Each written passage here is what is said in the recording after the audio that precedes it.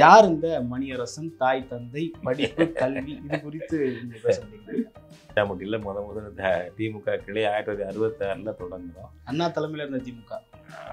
ஆமாம், அப்போ அண்ணா தலைமை தானே, ரெண்டு தலைமையில் கிடையாது.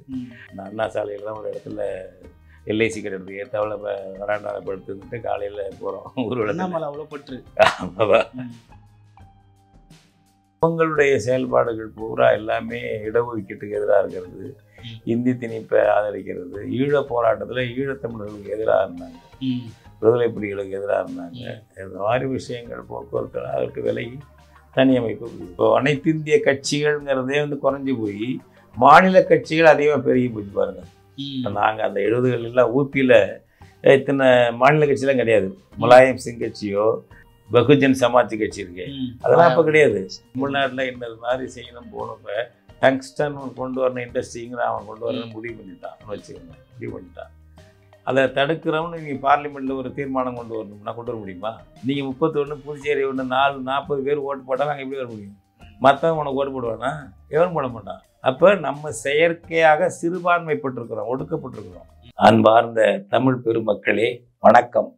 நம்முடைய அன்பு தம்பிகள் தமிழ் மொழி இன தாயக அக்கறை உள்ள இளையோர் வள்ளுவம் வலைக்காட்சி என்ற ஒரு காணொளி அமைப்பை சிறப்பாக நடத்தி கொண்டிருக்கிறார்கள். அதில் உறுப்பினர்கள் அன்றாடம் அதிகரித்து கொண்டிருக்கிறார்கள். நம்முடைய தமிழ் மொழி இனம் தாயகம், குறிப்பாக தமிழ்நாடு மட்டுமின்றி தமிழ் ஈழம் மற்றும் புலம்பெயர்ந்த நாடுகளில் வாழக்கூடிய தமிழ் மக்கள், இவர்களுக்கான உரிமைகள், நலன்கள் முதலியவற்றை மையப்படுத்தி இந்த வள்ளுவம் தொலைக்காட்சி இயங்கிக் கொண்டிருக்கிறது. இதில் நம்முடைய அன்பர்கள், தம்பிகள், தங்கைகள், தோழர்கள் உறுப்பினராக சப்ஸ்கிரைப் பண்ணி உறுப்பினராகுங்கள், ஆதரியுங்கள். தமிழ் மீள, தமிழர் வாழ வள்ளுவம் வலைக்காட்சி பாருங்கள், கருத்துக்களை பரப்புங்கள். வாழ்த்துக்கள், நன்றி. உலகெங்கும் பரவி வாழ்ந்திருக்கும் வள்ளுவம் வலைக்காட்சி சொந்தங்கள் அனைவருக்கும் வணக்கம். இது நம்முடைய அரசியல் பேசு நிகழ்ச்சி. இன்றைய சிறப்பு நேர்காணலில் நம்மிடையே இணைந்திருக்கிறார் பேராளுமை சிறப்பு விருந்தினர் ஐயா மணியரசு அவர்கள். ஐயா வணக்கம். ஐயா வணக்கம். நன்றி. நல்லா இருக்கீங்க ஐயா? நல்லா இருக்குது. நீங்க நலமா? நல்லா இருக்கீங்க. நிறைய இடத்துல பேசி இருந்தாலும் புதிய புதிய நபர்களிடத்துல, புதிய புதிய பார்வையாளரிடத்துல பேச வேண்டியது ஆரோக்கியமான விஷயம் என்ற நோக்கத்தினுடைய இந்த கேள்வி எழுப்பப்படுகிறது. யார் இந்த மணியரசன்? தாய், தந்தை, படிப்பு, கல்வி இது குறித்து நீங்க பேச முடியுங்களா?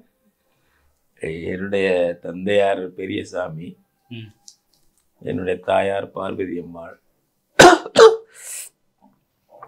எங்களுடைய ஊர் ஆச்சாம்பட்டி, தஞ்சை மாவட்டம், தஞ்சை வட்டம், பூதலூர் ஒன்றியம், திருவையார் தொகுதி, தஞ்சை மாவட்டம். எங்கள் ஊர் ஒரு புதுக்கோட்டை மாவட்டம் எல்லையில் இருக்குது. எங்கள் ஊர் தாண்டினாக்கா புதுக்கோட்டை மாவட்டம், கொஞ்சம் தூரம் தள்ளி போனால் திருச்சி மாவட்டம் வரும். அந்த நாட்டில் இருக்கிறவங்க. இதுதான் ஒரு விவசாய குடும்பம்.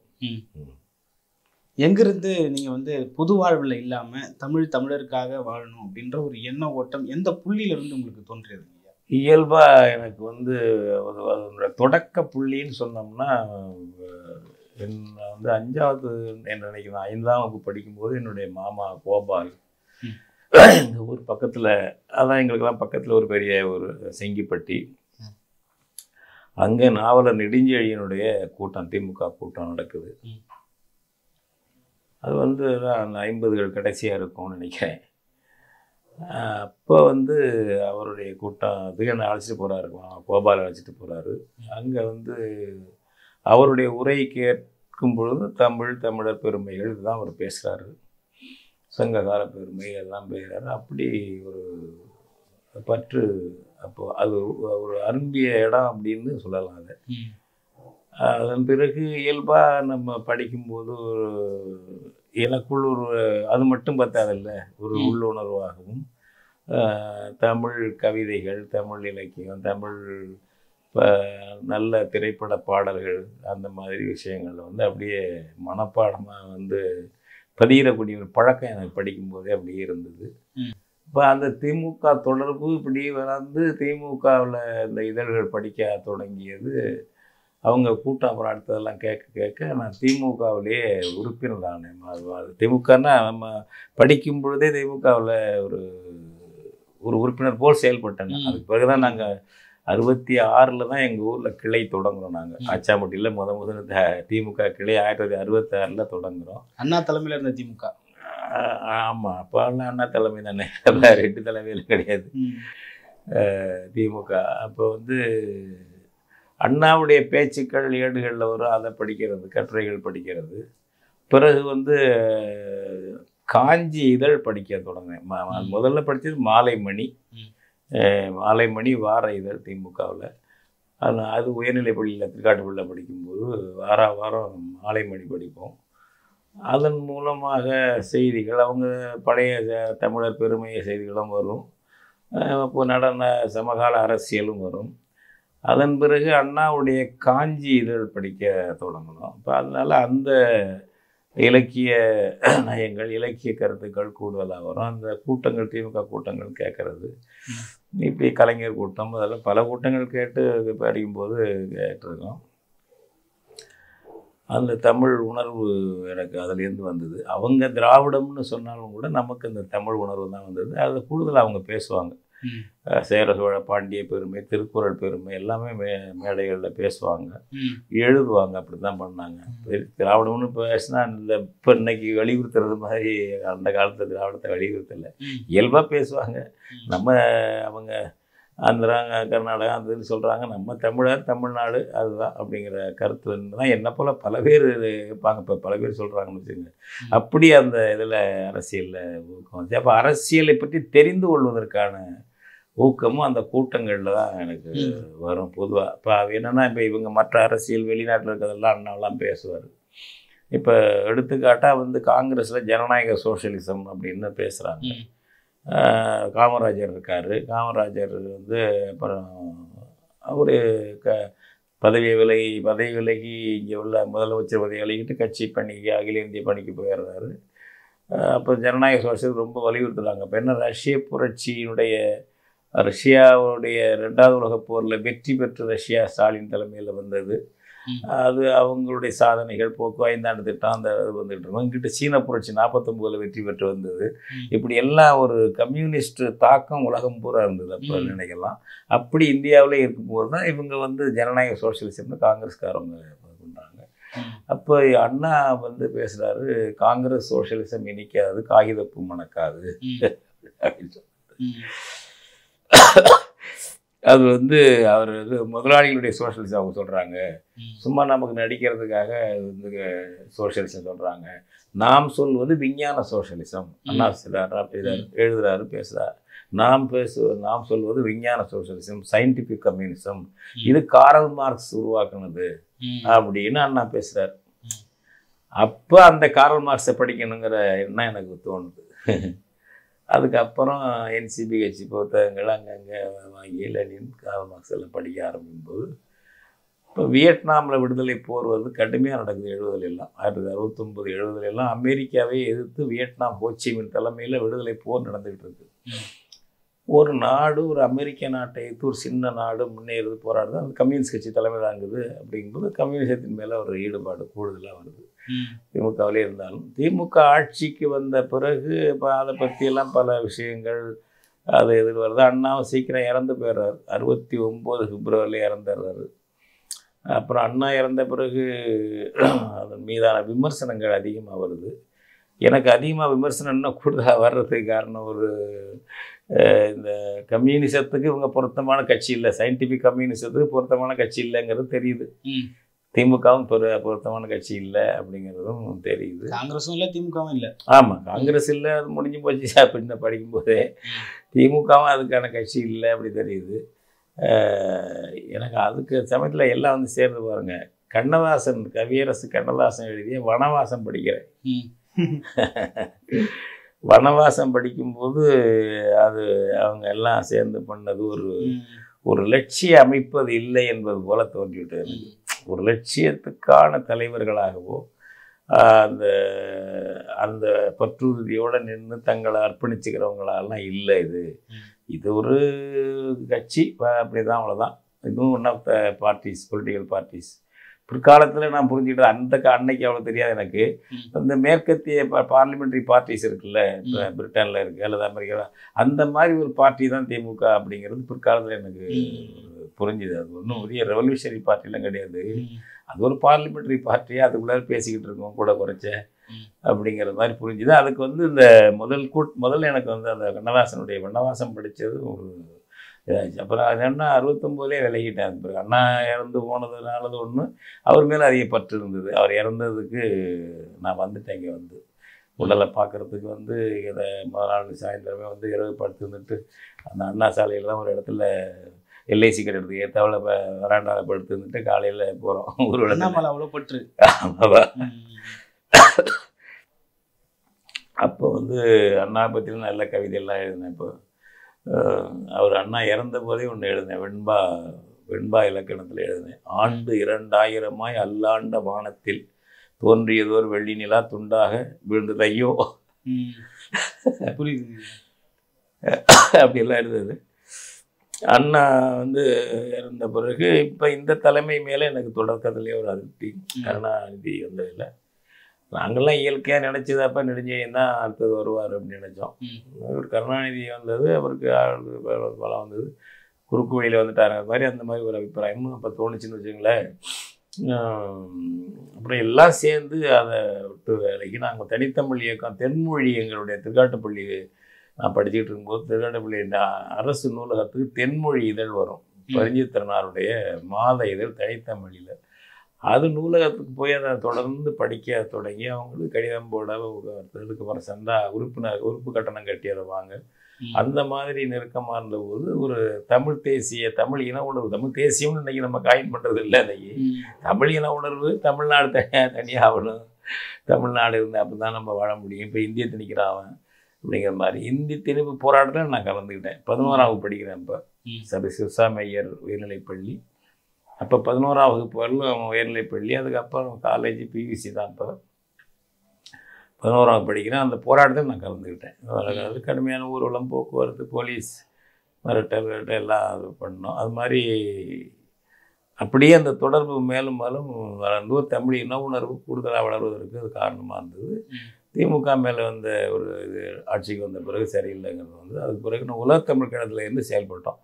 அது 68 கடைசியில் தொடங்கினது, 68 தொடங்கினது திருச்சியில். பாவாணர், தேவநாய பாவாணர், பிரிஞ்சித்திரனார், மாலை தங்கப்பா, இது மாதிரி பெரிய பெரியவங்கள்லாம் வந்து தொடங்கினது. அது அதை எங்கள் திருக்காட்டுப்பள்ளியில் ஒரு கிளையை உருவாக்கணும். நாங்கள் நண்பர்கள், தோழர் அறிவுருவன், இன்னும் நண்பர்கள் சேர்ந்து புலவர் அரங்கராசன் எல்லாம் உருவாக்கி அதில் செயல்பட்டோம். அப்படியே இருந்ததில் அப்புறம் கம்யூனிஸ்டத்தை பற்றி தெரிஞ்சுக்குவோம், இல்லைன்னா சிபிஎம்மில் போய் தெரிஞ்சுக்கலாங்கிற ஒரு தோற்றம் வருது. ஏன்னா அப்போ மேற்கு வங்காளத்தில் கூட்டணி ஆட்சியில் ஜோதி பாசு துணை முதல்வராக இருக்கார். ஒரு முகர்ஜி, நவ முகர்ஜி, அவர் பங்களா காங்கிரஸ்னு வச்சுருந்தார், காங்கிரஸ் பிரிஞ்சவர். அவர் முதல் மந்திரி. அவரை விட எண்ணிக்கை உள்ளவங்க சிபிஎம் தான், ஆனால் அவரே முதல்வர்கிட்டன்னு வச்சுருந்தாங்க. அப்போ பல நடவடிக்கை அவங்க எடுக்கிறாங்க கம்யூனிஸ்ட் கட்சி. ஒரு தொழிற்சங்க போராட்டம், அந்த போராட்டத்தில் வந்து மத்திய போலீஸ் வந்து அந்த தொழிற்சங்க தலைவராக உள்ளவங்க, தொழிலாளியாக உள்ளவங்கள சுட்டு கொண்டு விடுறது. ஜோதிபாசு போலீஸ் அனுப்பி கைது பண்ணி கொண்டு வந்துடுறாரு. அந்த மாதிரி நிகழ்வுகள். நில உச்சவரம்பில் வந்து ஹரிகிருஷ்ண கோனார்னு ஒரு மந்திரி இருந்தார், வருவாய்த்துறை அமைச்சர் அங்கே மேற்கு வங்காளத்தில். அவர் வந்து அந்த காங்கிரஸ் 20 ஏக்கரை என்னமோ ஒரு 20 ஏக்கர் ஒரு சட்டம் போட்டிருந்தாங்க, அதை சரியாக செயல்படுத்தலை. அதுக்கு முன்னாடி அந்த காங்கிரஸ் ஆட்சி. இவங்க சிபிஎம் வந்து மந்திரி அமைச்ச உடனே அந்த இடத்துல ஒவ்வொரு இடத்துலையும் பெரிய பெரிய நிலக்கிழாவுடைய நிலத்தையெல்லாம் போய் 20 ஏக்கர் அளக்கிறது, பாக்கியெல்லாம் அங்கங்கேயே விவசாயிகள் பட்டா போட்டு கொடுத்துருது, தாய்தாரர் ஆர்டிஓவில் வச்சுக்கிட்டு. இதெல்லாம் பத்திரிகையில் வருது. படிக்க ஊக்கமாக இருந்து கற்றுக்கிட்டு நம்ம தமிழ் தேசியத்துக்கு தனியாக, தமிழ் தேசியம்னு இல்லை, தமிழ்நாடுக்கு வந்து நம்ம தனியாக தமிழ்நாடு அன்றைக்கு நாங்கள்லாம் தமிழ்நாடு விடுதலை என்ற கருத்தில் தான் இருந்தோம். உலகத்தமிழ் கழகத்தில் இருந்தவங்க. அதுக்கு நம்ம தமிழ்நாட்டுக்கு அந்த மாதிரி திட்டங்களை செயல்படுத்துறது, அந்த மாதிரி அமைப்பு உருவாக்குறது, அதுக்கு சிபிஎம்மில் போய் கற்றுக்கிட்டு வந்துருவோம்ட்டு போனது தான். நான் போய் கற்றுக்கொண்டு போய் சேர்ந்து நானாக வாலண்டியராக சேர்ந்து எல்லாம் பண்ண பிறகு அங்கே வேலைகளில் ஈடுபட்டு அதிலே உண்மையாகவே ஈடுபட்டாச்சு. ஏன்னா மக்கள் தொடர்பு, கிளைகள், போக்குவரத்து எல்லாம் நம்மளாலேயும் அந்த கிளைகள் இருக்குது, போக்குவரத்து தொடர்பு இருக்குது. அப்படியே அதில் ஐக்கியமாகி அதில் இருந்துட்டோம். பொது உடைமைவாதியாகவே. ஆமாம், பொது உடைமைவாதியாக இருக்க கூட தப்பு கிடையாது. அது சிபிஎம்ல இருந்தாங்கன்னா இருந்துட்டு அதில் 15 வருஷம் செயல்பட்டேன் நான். அதில் போய் நான் போனோன்னா ஒரு மாணவர் பொறுப்பு, அதில் மாநில அளவில் மாநில செயலாளர் பொறுப்பு கொடுத்தாங்க. மாணவர் சங்க எஸ்எஃப்ஐன்னு, ஸ்டூடெண்ட்ஸ் ஃபெடரேஷன் ஆஃப் இந்தியா, அதனுடைய மாநில செயலாளர்னு 1 வருஷம் இருந்தேன். அப்படி அப்புறம் கலை இலக்கிய பேரவை, அதை தமிழோட முற்போக்கு எழுத்தாளர் சங்கம்னு இருக்காங்க பாருங்க, நாங்கள்லாம் இருக்கும்போது தான் தொடங்கினது. அப்போ மதுரை தான் தலைநகரம் சிபிஎம்முக்கு, மாநில தலைநகரம். அப்படியே அதில் இருந்தால் அப்புறம் அவங்களுடைய செயல்பாடுகள் பூரா எல்லாமே இடஒதுக்கீட்டுக்கு எதிராக இருக்கிறது, இந்தி திணிப்பை ஆதரிக்கிறது, ஈழ போராட்டத்தில் ஈழத்தமிழர்களுக்கு எதிராக இருந்தாங்க, விடுதலை புலிகளுக்கு எதிராக இருந்தாங்க. இந்த மாதிரி விஷயங்கள் போக்குவரத்து அதற்கு விலகி தனி அமைப்பு இப்படி வந்துட்டோம். ஒரு பொது உடைமைவாதியாக இருந்த ஐயா மணியரசன் அவர்கள் தமிழ் தேசியவாதியா இப்போ உருவெடுத்திருக்கிறதுக்கான காரணம் என்னன்னு தெரிஞ்சுக்கலாங்களா? இல்லை, தமிழ் தேசியவான நல்ல கேள்வி தான் நீங்கள் கேட்குறது. இப்போ நீங்கள் எதாக இருந்தாலும் ஒரு சமூக மாற்றம்னா கூட அது ஒரு இனத்தாயகத்தில் தான் நடைபெறும். எந்த மாற்றமாக இருந்தாலும் பல இனங்களில் ஒரு நேரத்தில் நடக்காது. இப்போ ரஷ்ய புரட்சி நடந்த காலத்துலேயே ஜார் மன்னன் பக்கத்தில் உள்ள பல இனங்களை பிடிச்சி அதில் வச்சுருந்தான். ரஷ்யாவில் ஒரு மாநிலம் மாதிரி பிராந்தியமாக ப்ராவின்ஸாக வச்சுருந்தான். அங்கே எல்லாம் போய் கம்யூனிஸ்ட் லெனின் இவங்க பிரச்சாரம் பண்ணி அமைப்பு உருவாக்கினாங்க. தவிர மெயினாக அது இல்லை. ரஷ்யா தான் பெரும்பகுதி, அதுக்கு ரஷ்ய கம்யூனிஸ்ட் தான் பேர், அந்த புரட்சிக்கு ரஷ்ய புரட்சின்னு தான் பேர். ரஷ்ய இனம் நின்னது, பக்கத்தில் சில இனங்களை அதுக்கு ஆதரிச்சது. எல்லாரும் சேர்ந்து பண்ணுறது இல்லை, அப்படி பண்ணவே முடியாது, பல இனம் சேராது, அது இயற்கைக்கு முரணானது. இப்போ இந்தியாவிலே பாருங்கள், கம்யூனிஸ்ட் கட்சி வந்து எல்லா மாநிலத்திலும் இல்லையே. இப்போ இந்திய விடுதலை போராட்டத்தை ஒட்டி காங்கிரஸ் கட்சி அனைத்து இந்திய கட்சியாக வளர்ந்தது. இப்போ அதுவே மாநில கட்சிகள் மாதிரி அங்கங்கே தான் இருக்குது. அதுபோல் இப்போ இந்துத்துவாவை பேசி பல கட்சிகள் அதிகத்தை பாஜக வந்துக்கிட்டு இருக்கு, நிலைக்காது. அது அவங்க மாநிலத்துக்கு வந்து இதாக ஒரு கட்சி வரும். அதாவது ஏன்னா மாநிலங்கிறது ஒரு இனம், அது ஒரு இனத்தாயகம். அது அப்படி இப்போ அனைத்து இந்திய கட்சிகள்ங்கிறதே வந்து குறைஞ்சி போய் மாநில கட்சிகள் அதிகமாக பெருகி போச்சு பாருங்க. நாங்கள் அந்த 70களில் ஊபியில் இத்தனை மாநில கட்சியெலாம் கிடையாது. முலாயம் சிங் கட்சியோ பகுஜன் சமாஜ் கட்சி இருக்கு, அதெல்லாம் இப்போ கிடையாது. பகுஜன் சமாஜ் கட்சி, இந்த முலாயம் சிங் அவர் மகன் அவங்க கட்சி, அதெல்லாம் கிடையாது. அதுபோல் பீகாரில் லல்லு பிரசாத் கட்சியெல்லாம் இருக்குது பாருங்கள், பாஸ்வான் கட்சியில், அதெல்லாம் இப்போ கிடையாது. ஒரே காங்கிரஸ் தான். காங்கிரஸ் ஜனசங்கம் இருக்கும். ஜனசங்கங்கிறது தான் இப்போ பிஜேபி. அது பழைய பேர், அதுக்கு ஜனசங்கம். அங்கங்கே சில இடங்கள்ல இருக்கும், தமிழ்நாட்டில் அதெல்லாம் இருக்காது. அப்போ ஒரு இனத்தாயகத்தில் தான் ஒரு அரசியல், ஒரு லட்சியம் அது வேறுபடுமே தவிர அட் எ டயத்தில் ஒரு நேரத்தில் எல்லா இனங்கள்லையும் அது வராது. இந்தியா என்பது ஒரு தேசம் அல்ல, இந்தியா ஒரு ஓரின நாடல்ல. இது பல இனங்களை வலுக்கட்டாயமாக பிரிட்டிஷார் இணைச்சது. பிரித்தானிய பீரங்கிகளின் வல்லுறவுக்கு பிறந்தது இந்தியான்னு நான் சொல்றது. உண்மையாக இந்தியாவின் தந்தை யாருன்னு சொன்னால் ராபர்ட் கிளைவ் போன்றவர்கள் தான். அவங்க தான் உருவாக்குனாங்க. அந்த காலத்தில் ஒரு கவர்னர் ஜெனரல், இவங்க தான் வந்து இந்தியாவை உருவாக்கி நிர்வகித்து ஒரு நாடு மாதிரி கொண்டு வந்த ஆட்கள் வந்து அவர்கள் தான். நம்ம வந்து இந்திய விடுதலைக்கு தலைமை தாங்கினாரு, நேர்மையாக இருந்தார் அப்படின்னு காந்திய தந்தைன்னு சொல்கிற பழக்கம் மக்கள்கிட்ட இருக்குது. பட் இந்தியாவை உருவாக்கின தந்தை மாதிரி வெள்ளைக்காரன் தான். ஏன்னா இது பல இனம் பல நாடுகள், என்னையும் ஒரு நாடாக இருந்ததே கிடையாது. அப்போ இப்படிப்பட்ட நாட்டில் வந்து ஒரு புரட்சி நடக்கிறதா கூட அந்தந்த இனத்தில் தான் நடக்கும். அனைத்து இந்திய புரட்சியில் வாய்ப்பே கிடையாது. இப்போ இந்து மதத்தை வைத்து இவங்க பண்ணிக்கிட்டு வர்றாங்க பாஜக. இல்லைன்னா அவங்களுக்கு இந்த அளவுக்கு மாநிலம் வருது. காங்கிரஸ் அனைத்து இந்திய கட்சியாக வந்ததுக்கு காரணம் வெள்ளையனை எதிர்த்து போராடுறதுக்கு எல்லாரும் ஒன்றா இருக்க வேண்டிய நிர்பந்தம் இப்போ இருந்தது. ஒரு அயலானை எதிர்த்து 1000 உண்டிங்கு ஜாதி எனில் அந்நியன் வந்து புகழ் என்ன நீதி அப்படின்னு பாரதியார் கேட்டதில் அந்த ஜாதி என்பது வந்து அவர் இனத்துக்கு தான் ஜாதின்னு இப்போ சொல்லுவார். விதியே தமிழை சாதியை இன்சை நினைத்தான் எழுதுவார் பாரதியார். அந்த ஜாதின்னு அவர் பயன்படுத்தினது இனம்தான். அது மாதிரி 1000 இனம் எங்கள்கிட்ட இருக்குது. இப்போ அயலான் இப்படிங்க வரலாங்கிறது ஒரு கேட்டால், அது மாதிரி இந்தியா வந்து ஒரு இனத்தின் ஒரு தாயகம் இல்லை, ஒரு ஹோமோஜீனியஸ் தாயகம்லாம் கிடையாது. எனவே அது மாதிரி வராது. அது ஒன்று. அந்த டெக்னிக்காலிட்டி மட்டுமல்ல, எதுவுமே ஒரு மனித சமூகத்தில் அடிப்படை யூனிட் வந்து ஒரு ஒற்றுமை யூனிட்டு அடிப்படையாக இருக்கிறது வந்து இனம், தாய்மொழி, தாயகம். அதுதான் பெரும் ஒற்றுமையை கொண்டாந்துடும். இப்போ அண்ணன் தம்பி ஒற்றுமை, தெரு ஒற்றுமை, ஊர் ஒற்றுமைங்கிறது சின்ன சின்ன யூனிட். அது உறவினர்கள் ஒரு பெரும் பல பிரிவு, முதலாளி தொழிலாளியாக இருக்கலாம், பல மதங்களாகவும் இருக்கலாம். இப்போ அதுபோல் பல மொழி பேசக்கூடியவங்களாக கூட சில பேர் சிறுபான்மை இருப்பாங்க. வெவ்வேறு அவங்க எல்லாரையும் இணைக்கக்கூடியது ஒரு இனம். அந்த அந்த தாயக அந்த தாயத்துக்கு எது பிரதான இனமோ அசல் இனமோ. இப்போ ஆந்திரானா தமிழர்கள் இருக்காங்க, மற்றவங்களும் இருக்காங்க. தெலுங்கர்கள் தாயகம், தமிழ்நாடு என்றால் தமிழர்கள் தாயகம். அப்படி அந்தந்த தாயகம் அதில் தான் வந்து ஒரு சமூக மாற்றம் நடக்குமே தவிர ஒரு அனைத்திந்திய அளவில் உலக அளவில் ஒரு இடத்துல ஒன்று நடக்கிறதுக்கு வாய்ப்பு இல்லை. அது ஒன்று. இரண்டாவது, இந்த அடிப்படை யூனிட் வந்து ஒரு தன்னுடைய இனத்தினுடைய சொந்த ஆட்சியை உருவாக்க முடியாத ஒரு இனம் சோஷலிசத்தையோ பெரிய பெரிய முற்போக்கு மாறுதல்களையோ எதையும் கொண்டு வர முடியாது. புரியுது, சக்தி இல்லாது. ஏன்னா இது அடிப்படை யூனிட். உலகம் வந்து ஒரு மனிதகுலம் ஒன்று. ஆனால் அதை எதனால பிரிஞ்சிருக்கு? மொழி, இனம், தாயகம் 3ஆல் பிரிஞ்சிருக்கு. அந்த மாதிரியான ஒன்றுக்கும் ஒரு நாடு வேணும். அது முதல்ல பல பேர் வல்லவன் அதெல்லாம் பிடிச்சி வச்சுருந்தாங்க வல்லாதிகாரிங்க. இப்போ அவனுக்கு நாடு இன்றைக்கி 200 நாடுக்கு மேலே வந்துருக்கலாம் என்ன பண்ணுறதில்ல. இதெல்லாம் ஒன்றா இருந்தது தானே. இப்போ நீங்கள் ஒன்று ஜெர்மனி எடுத்துக்கிட்டா கூட 7 மாகாணங்களாக தனித்தனியாக இருந்தது. 7 அரசர்களை கொண்டு இருந்தது ஜெர்மன். அதை ஒன்றாக்கி அவங்க ஒரு ஜெர்மானியருக்கு ஒரு தேசம்னு கொண்டு வந்தாங்க. அப்படி பிரெஞ்சு புரட்சி தான் அந்த சோசியலிச ஒரு ஜனநாயக புரட்சி.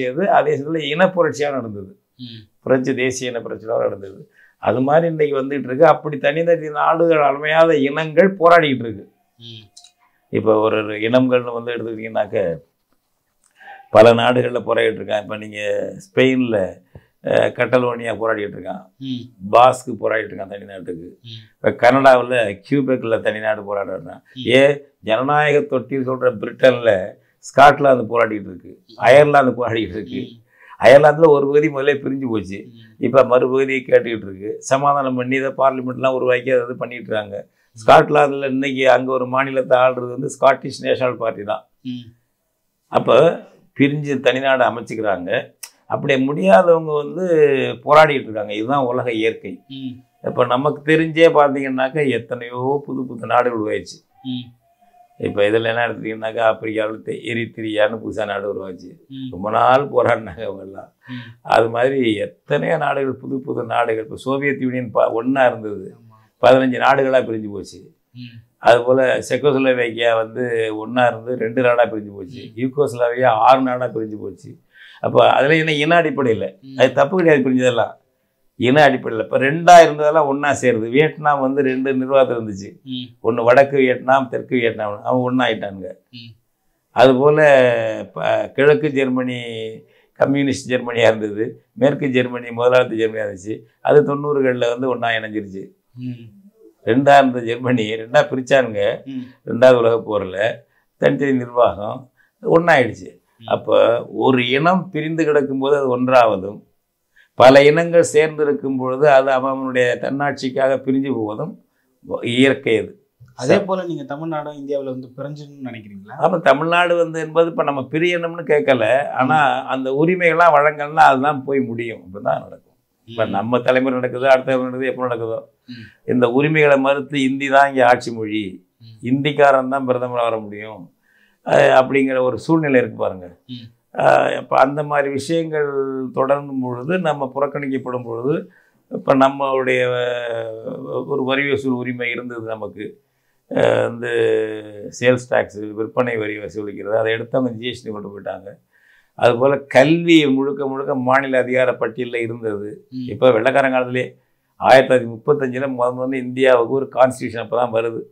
கவர்மெண்ட் ஆஃப் இந்தியா ஆக்ட் 1935ங்கிறது வெள்ளக்காரன் போட்ட ஒரு கான்ஸ்டியூஷன் இந்தியாவுக்கு. அவன் ஃபெடரேஷன் போட்டான், இந்தியா ஃபெடரேஷன். அதான் ஃபெடரேஷன்லாம் கிடையாது, பண்ணு ஒன்றியம்னு ஒரு பண்ணி ஒரு ஒற்றையாட்சி முறையை நோக்கிய ஒரு கான்ஸ்டியூஷன், இந்திய கான்ஸ்டியூஷன். அது மாதிரி நீங்கள் கொண்டு வரும்போது போராடிட்டு தான் இருக்காங்க. இப்போ வடகிழக்கு மாநிலங்கள் போராடிட்டு இருக்காங்கல்ல. நாகாலாந்தில் நாகா சோஷியலிஸ்ட் முன்னணின்னு இருக்குது. அவனோட வந்து வாஜ்பாய் காலத்தில் ஒப்பந்தம் போட்டார். அவங்க ஒரு பகுதியை பிடிச்சி வச்சுருக்காங்க. அவங்க ஆயுத போராட்டத்துறவங்க ஒரு பகுதியை அவங்க பிடிச்சிருந்து நிர்வாகம் பண்ணிட்டு இருக்காங்க நாகாலாந்தில். அவங்களோட இந்திய அரசு இவ்வளோ பெரிய அரசு ஒப்பந்தம் போட்டு நீ என் பகுதி வராத உன் பகுதி நான் வரலன்னு விட்டுருச்சு. இப்போ அவன் ஏரியாவில் வரி வசூல் பண்ணி நிர்வாகம் நடத்திக்கிட்டு இருக்கான். இப்போ இடைக்கால அரசு எல்டிடி நடந்துருந்துச்சு இல்லை, அது மாதிரி நான் என்எஸ்சிஏ நடந்துகிட்டு இருக்கேங்க நாகர்களுக்கு. அது மாதிரி பல விஷயங்கள். அது ஏன்னா ஒரு இந்தியா ஒரு தேசம் அல்ல. அப்போ அவங்களும் தங்களை தாங்களே ஆண்டு கொள்ளக்கூடிய ஒரு உரிமை இல்லாத போது இது நடக்கும். அது காந்தியடிகளை கேட்டாங்க, வெளிநாட்டு நிருபர்கள், பிரிட்டிஷ் நிருபர்கள் வந்து கேட்டாங்க. 2வது உலகப் போர் முடிஞ்ச உடனே அறிவிச்சிட்டான் அட்லி, பிரிட்டிஷ் பிரதமர் அறிவிச்சிட்டாரு, நாங்கள் இந்தியாவுக்கு சுதந்திரம் கொடுத்துட்டோம் அப்படின்ட்டு. முதலே சொல்லிட்டு இருந்தாங்க, அது முடிஞ்ச உடனே கொடுத்துட்டாங்க. தேதி பிறகு முடிவு செய்யப்படும்ட்டு இந்தியாவுக்கு சுதந்திரம் கொடுக்க போகிறான் அப்படின்னு அறிவித்த பிறகு 46லேருந்து அதுக்கான ஏற்பாடுகள் நடந்துகிட்டு இருக்கு. காந்தி வந்து 46ல் நிருபர்கள் கேட்குறாங்க, பிரிட்டிஷ் நிருபர்கள் வந்து கேட்குறாங்க. அது அவங்க ஊர் பத்திரிகைக்காக கேட்குறாங்க. இவ்வளோ இனங்கள், இவ்வளோ மொழிகள் இருக்குது, இதை எப்படி நீங்கள் ஒன்றா நிர்வாகம் பண்ணுவீங்க? வெள்ளைக்காரங்க வந்து அவங்க வந்து ஒரு பலத்தில் வச்சு பண்ணாங்க, நீங்கள் எப்படி நிர்வாகம் பண்ணுவீங்க? அவங்கவுங்களுக்கும் ஒரு சுயாட்சிங்கிறீங்க, அவங்கவுங்க மொழிக்கும் முக்கியத்துவங்கிறீங்க, எப்படி இருக்கும்? அப்போ அது காந்தி பேர் சொல்கிறார். ஆமாம், பல இனங்கள் இருக்குது, பல மொழிகள் இருக்குது, அவங்க தனியாக இருக்க தகுதி உள்ளவங்க தான், நாங்கள் அதை மறுக்கலை. ஆனால் அவங்க தனியாக இருந்தால் என்னென்ன உரிமைகளை அனுபவிப்பாங்களோ அதெல்லாம் இந்தியாவில் இருக்கும்பொழுது அனுபவிக்கலாம், அதுக்கான சட்டங்களை செய்வோம் அப்படின்னாரு. ஆனால் பிரிஞ்சு மட்டும் போயிடக்கூடாது தான் நிபந்தனை என்று காந்தி சொன்னார். 46ல் சொன்னார். ஆனால் என்ன ஆச்சு கடைசியில்? மொழி வழி மாநிலம் அமைக்க கூட நேரு மறுத்தார். 1920 விடுதலை போராட்டம் நடத்தின காங்கிரஸ் கட்சி 1920 முதல்ல தீர்மானம் போடுது. பல மொழி பல இனங்களை வந்து ஒரு மாகாணமாக நீ வச்சிருக்க நிர்வாகத்துக்கு, அதையெல்லாம் மொழி இன அடிப்படையில் தனித்தனி மாகாணங்களாக பிரிக்கணும் அப்படின்னு சொல்லி தீர்மானம் போடுறாங்க. அதுக்கப்புறம் வந்து அவங்க 1924 பெல்காம் காங்கிரஸ், அகில இந்திய காங்கிரஸில் என்ன போடுறாங்கன்னாக்க, வெள்ளைக்காரன் பிரிக்கிறானே இல்லையாப்பா, நம்ம மாநில கமிட்டிகளை மொழி வழி மாநில கமிட்டியை பிரிச்சுக்கணும் அப்படின்னு தீர்மானம் போட்டு பெல்காம் காங்கிரஸ் 1924 டிசம்பர்னு நினைக்கிறேன் 25லேருந்து மொழி வழி மாகாணம் பிரிக்கிறாங்க. நம்ம தமிழ்நாடு இருக்கு பாருங்க, அப்போ நம்ம சென்னை மாகாணம்னு பேர், தமிழ். ஆமாம், இன்றைய தமிழ்நாடு இருக்குது, இன்றைய ஆந்திர பிரதேசமும் அதில் இருக்குது. இது ரெண்டும் சேர்ந்தது தான் இந்த ப்ராவின்ஸு, மெட்ராஸ் பிரசிடென்சின்னு பேர். அது மாதிரி அந்த காலத்தில் வச்சுருந்தாங்க. காங்கிரஸ் என்ன பண்ணாங்கன்னாக்கா, ஆந்திர பிரதேஷ் காங்கிரஸ் கமிட்டி தனியாக பிரித்தாங்க. அவங்களுக்கு அவங்க மாநில தலைவர் போக்குவரத்தெல்லாம். தமிழ்நாடுக்கு தனியாக காங்கிரஸ் கமிட்டி உருவாக்கினாங்க, மாநில கமிட்டி. அப்பொழுதே உருவாக்கினார்கள் தமிழ்நாடு காங்கிரஸ் கமிட்டின்னு. அதுக்கப்புறம் தமிழ்நாடு பேர் வைக்க மறுத்த கட்சி அதே தான், ஆட்சியில் மறுத்த கட்சி அதுதான். அவர் ஐயா சங்கரலிங்க நாடார் உண்ணாவிரதம் வந்து இறந்தாருன்னு வச்சுங்க காமராஜ் ஆட்சியில். அதுபோல் நேரு வந்து இவ்வளவு சொன்ன ஆள். நேரு வந்து மொழி வழி மாநிலம் பிரிக்கக்கூடாதுங்கிறதுக்கு என்னென்ன சூழ்ச்சி கொண்டு அவ்வளவு பண்ணார். அப்புறம் மக்கள் போராடி அவன் தியாகம் பண்ணி ஆந்திராவில் 7 பேரை சுட்டாங்க. மொழி வழி மாநிலத்துக்கு அவங்க போராடினாங்க. பொட்டி ஸ்ரீராமில் உண்ணாவிரதம் வந்து இங்கே இறந்துட்டார், ஆந்திரா தனியாக பிரின்ட்டு. அவர் இறந்த உடனே கலகம் வந்துருச்சாங்க ஆந்திராவில். 7 பேரை சுட்டு கொண்டாங்க காங்கிரஸ் ஆட்சியில். அதுக்கப்புறம் வேறு வழி இல்லைன்னா 54ல் முதல்ல ஆந்திரா தான் பிரியுது. விடுதலை பெற்ற இந்தியாவில் முதல்ல பிரிஞ்சது ஆந்திரா. அப்புறம் மற்ற மாநிலங்கள்லாம் இப்படி பிரிக்கிறது. நமக்கும் 56 நவம்பர் 1 நமக்கு வந்து தனி தமிழ்நாடு வந்தது. அப்போ இதுதான் நம்ம இந்தியாவுடைய இயற்கைன்னு புரிஞ்சுதானே நீங்கள் காந்தி அன்னைக்கு சொன்னார். நீங்கள் மொழி வழி மாநிலம்னு சொன்னீங்க, எல்லாம் பண்ணி. இந்தியா ஒரு தேசம் அல்ல. கான்ஸ்டியூஷனில் இந்தியாவை தேசம் என்றே சொல்லலை தம்பி. India that is Bharat shall be a union of states. இந்தியாவை நேஷன்னு சொல்கிறதெல்லாம் பின்னாடி அவங்க சூதாக சேர்த்துக்கிட்டது. இந்தியா வந்து யூனியன் ஆஃப் ஸ்டேட்ஸ்னா அரசுகளின் ஒன்றியம். ஸ்டேட்னா அரசுன்னு தான் அர்த்தம், மாநிலங்களிலம்லாம் கிடையாது. அரசுகளின் ஒன்றியம். இப்போ நீங்கள் நாங்கள்லாம் படிக்கும்போது USA, united states of America, நாங்கள் படிக்கும்போது தமிழில் எப்படி மொழிபெயர்த்தோம்னா அமெரிக்க ஐக்கிய நாடுகள். உங்களுக்கெல்லாம் எப்படின்னு தெரியல, நீங்களே எப்படி படிச்சுன்னு தெரியல. எங்களுக்கெல்லாம் தமிழில் வந்து அமெரிக்க ஐக்கிய நாடுகள் தான். ஸ்டேட்டுங்கிறது நாடு தான் மொழியாக கொண்டு வாங்க. இப்போ மாநிலமாக மாற்றிட்டாங்க. இப்போ அவன் எப்போவுமே ஸ்டேட் தான் வச்சுருக்கான். நம்மளை விட பல மடங்கு கூடுதலாக மாநில சுயாட்சி கொடுத்துருக்கான். ம் அது பெரிய விஷயம். அது வந்து அவங்க 18ஆம் நூற்றாண்டுலேயே அவங்க அதை உருவாகி பெரிய மாடல் அது. ம் அந்த மாதிரி இப்போ இங்கெல்லாம் கவர்னர் போடுறாங்களே மேலாதிக்கம் பண்ணுறது அதெல்லாம் கிடையாது. அங்கே கவர்னருங்கிறவர் தேர்ந்தெடுக்கப்படுறவர். அங்கே ம் ஒரே பதவி தான், முதலமைச்சர் அல்லது கவர்னர் தான். ம் அந்த மாதிரி ஸ்டேட்டுங்கிறது அரசு. ம் அதுதான் கான்ஸ்டியூஷனில் சேர்க்குறாங்க. அரசு யூனியன் ஆஃப் ஸ்டேட்ஸ், ம் அரசுகளின் ஒன்றியம்ங்கிறது. இப்போ அது ஒரு பிராந்தியம் கொண்டு வந்தாங்க. ம் புரியுதுங்க. பிராந்தியம்ங்கிறானே, ரீஜினல்ங்கிறான். எவனுக்கு ரீஜினல்? ம் இப்போ தமிழ்நாடு ஒரு ரீஜினல் பார்ட்டி இங்கே உள்ள கட்சி சொல்கிறாங்க. அப்படிதான் சொல்றாங்க. அதை சகிச்சுக்கிறாங்க இந்த கட்சிக்காரங்கள்லாம். ம் ஏன்னா எஜமானம் சொல்லும்போது தலையை செஞ்சுக்கிட்டு போக வேண்டியது பாராட்டிக்கிட்டு. அது மாதிரி கான்ஸ்டியூஷன்லேயே தேசம்னு சொல்லலை. ம் மற்றது அப்புறம் எல்லாம் அதுக்கு தலைப்புறம் ஒற்றையாட்சி முறை, கிட்டத்தட்ட ஒற்றையாட்சி முறை தான் நடந்துகிட்டு இருக்கு இந்தியாவில்.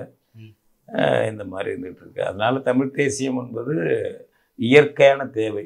ஒரு சோஷலிசத்தை உண்டாகிறதுக்கு உத்தியோ கம்யூனிஸ்ட் அதெல்லாம் இல்லை. ம் கம்யூனிஸ்டாக இருக்கலாம், கேபிட்டலிஸ்டாக இருக்கலாம், யாராக இருக்கலாம், நீ முற்போக்கு பிற்போக்கு, உனக்கு உன் தாயகம் உனக்கு உரிமை உள்ளதாக இருக்கணும் அப்படின்னு தான் எங்களுடைய சொல்கிறது.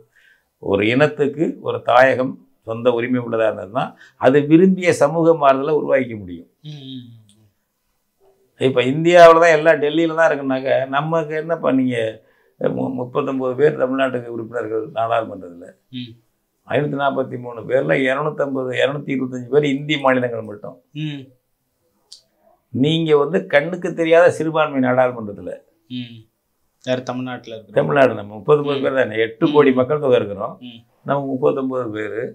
இந்த 39 பேரும் ஒரே நிலையில இருந்து ஓட்டு போட்டால் கூட என்ன அங்கே சாதிக்க முடியும்?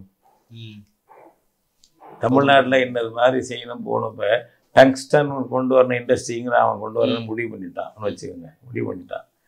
அதை தடுக்கிறவனு நீங்கள் பார்லிமெண்ட்டில் ஒரு தீர்மானம் கொண்டு வரணும்னா கொண்டு வர முடியுமா? நீங்கள் 31 புதுச்சேரி 1 40 பேர் ஓட்டு போட்டாலும் அங்கே எப்படி வர முடியும்? மற்றவன் உனக்கு ஓட்டு போடுவானா? எவனும் போட மாட்டான். அப்போ நம்ம செயற்கையாக சிறுபான்மைப்பட்டிருக்கிறோம், ஒடுக்கப்பட்டிருக்கிறோம்.